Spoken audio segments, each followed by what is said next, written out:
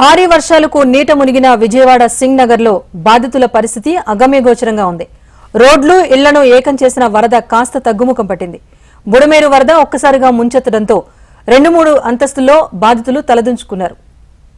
అయితే మరోసారి వర్ష సూచనతో పాటు బుడమేరు కట్టతెగే ప్రమాదం ఉందన్న వార్తలు వరద బాధితులను మరింత వణికించేస్తున్నాయి. దీంతో చేసేది లేక ట్రాక్టర్లలో సురక్షిత ప్రాంతాలకు జనం తరలి వెళ్తున్నారు.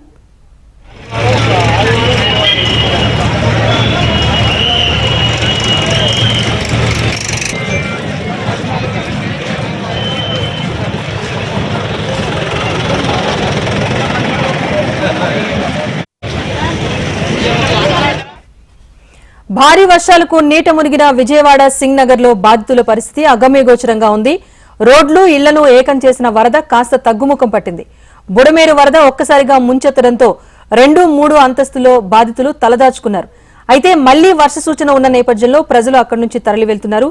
మరింత సమాచారాన్ని మా ప్రతినిధి కాంతి అందిస్తారు. కాంతి, చెప్పండి, వరద తగ్గుముఖం పట్టిందని అధికారులు చెప్తున్నా కూడా జనం తరలి వెళ్తున్నట్టుగా తెలుస్తోంది. కారణం ఏంటి, ఏం చెప్తున్నారు?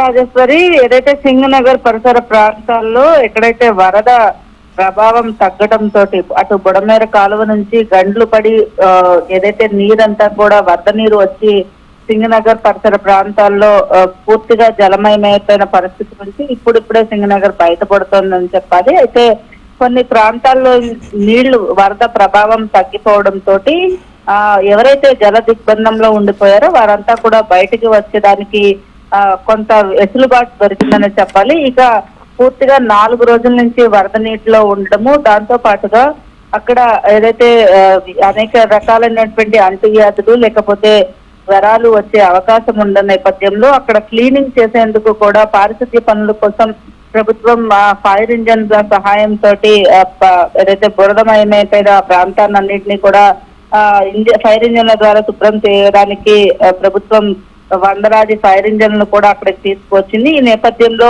ఏదైతే వరద సంబంధించినటువంటి విషయం ముంపు ప్రాంతంలో ఉన్న వారందరూ కూడా ప్రస్తుతం ప్రాణాలతో బయటపడడం చాలు అనుకున్న దీంతో బయటకు వెళ్తున్నారు. మరొక వైపు అనేక వదతులు కూడా వస్తూ ఉన్నాయి. ఏదైతే ప్రస్తుతం ఇప్పుడు ఏదైతే బుడమేరకు గండి పడిందో మరొకసారి వరద నీరు ఎక్కువగా వస్తుంది, వెలగలేరు వద్ద మరొకసారి గండి పడింది కాబట్టి ఈ రాత్రికి మరొకసారి నీరు మునిగిపోయే పరిస్థితి ఉంటుంది అని చెప్పి అనేకమైన అపోహలు ఏదైతే వదంతులు వస్తున్నాయో వాటిలన్నింటినీ బేస్ చేసుకుని అక్కడ ఉన్నటువంటి ప్రజలంతా కూడా ట్రాక్టర్లతోటి ఆటోలతోటి తరలి వెళ్ళిపోతున్న పరిస్థితి ఉంది.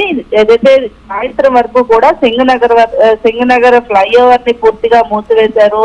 వరద సహాయార్థం ఏదైతే ప్రజలు అందరూ కూడా చూడడానికి వస్తున్నారనే నేపథ్యంతో సింగ్ నగర్ ఫ్లైఓవర్ అయితే మూసివేశారు. ప్రస్తుతం సాయంత్రం నుంచి సింగ్ నగర్ ఫ్లైఓవర్ ఓపెన్ చేయడంతో భారీ సంఖ్యలో ప్రజలు ఎక్కడైతే ముంపులో ఉండిపోయారో ఇన్ని రోజులు వారంతా కూడా ట్రాక్టర్ల సహాయంతో ఆటోల సహాయంతో సొంత వాహనాల సహాయంతో వారి వారి బంధువుల్ని పిలుచుకుని వెళ్ళిపోతున్న పరిస్థితి ప్రస్తుతం అక్కడ కొనసాగుతుంది. అయితే ఉదయం నుంచి కూడా రామవరపాడు రింగ్ సైడ్ ఏదైతే పాయకాపురం సైడ్ కొంత వాటర్ ఉధృతి తగ్గడంతో నడుచుకుంటూ మోకాల్లోతు నీరు ఉన్నా సరే ప్రజలు పిల్ల పాపలతోటి బయటకు వెళ్తున్న పరిస్థితిని మనం చూసాము. అయితే ఇప్పుడు కూడా ఇక సింగ్ నగర్ ఫ్లైఓవర్ అంటే 2 వైపులా ఎక్కడైతే జల దిగ్బంధంలో చిక్కుకుపోయారో 2 వైపులా కూడా రహదారులు ఓపెన్ చేయడంతో ప్రజలంతా కూడా వివిధ ప్రాంతాలకు తరలి వెళ్తున్న పరిస్థితి ఉంది. మరొక వైపు ప్రభుత్వం మాత్రం ఏదైతే అక్కడ బురదమయమైపోయిన వరదలో చిక్కుకుపోయినటువంటి గృహాలన్నింటినీ కూడా ఎక్కడైతే వరద తగ్గిందో అక్కడి నుంచి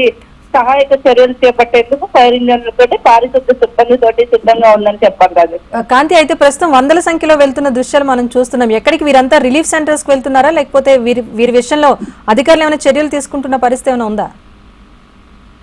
రీహాబిలిటేషన్ సెంటర్స్ అనేవి చాలా ప్రాంతాల్లో అరేంజ్ చేసింది ప్రభుత్వం. ఏదైతే పారిశుద్ధ్య పనులు చేసేందుకు రీహాబిలిటేషన్ సెంటర్స్ ని పెట్టింది. అలాగే ముంపు ప్రాంతంలో నుంచి బయటికి వచ్చిన వారందరినీ కూడా ఏదైతే ఈ పునరావాస కేంద్రాలకు తరలించేందుకు ఏర్పాట్లు చేసింది. కొంతమంది బంధువుల ఇళ్లకు వెళ్ళిపోయి ప్రస్తుతం ఉన్నటువంటి పరిస్థితి నుంచి బయటపడేందుకు మళ్ళీ తిరిగి వచ్చేందుకు ప్రస్తుతం మరి బంధువుల ఇంటికి కూడా వెళ్తున్న పరిస్థితి ఉంది. మొత్తంగా సింగ్ నగర్ ప్రాంతంలో వరద ఉధృతి అయితే తగ్గిందని చెప్పుకోవాలి. Rajesh, right, thank you Kanthi.